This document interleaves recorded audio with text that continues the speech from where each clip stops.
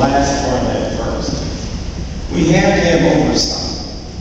We had oversight committee for the MLG&W. The oversight committee failed.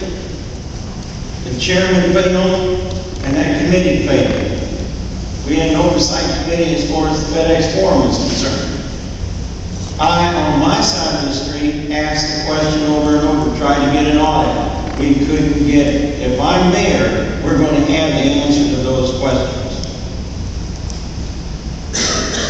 The mayor's job is to initiate. He has to be someone who has ideas and willing to think outside the box and have the courage to let his thoughts, his ideas be known. The council should debate and legislate. And when they get through debating and legislating and send down a referendum or resolution or an ordinance, it's then the mayor's job to act. And I propose that this mayor's job, as far as I'm concerned, we've got to stop this unlimited contract authority by the mayor. It is unreasonable and it's been abused.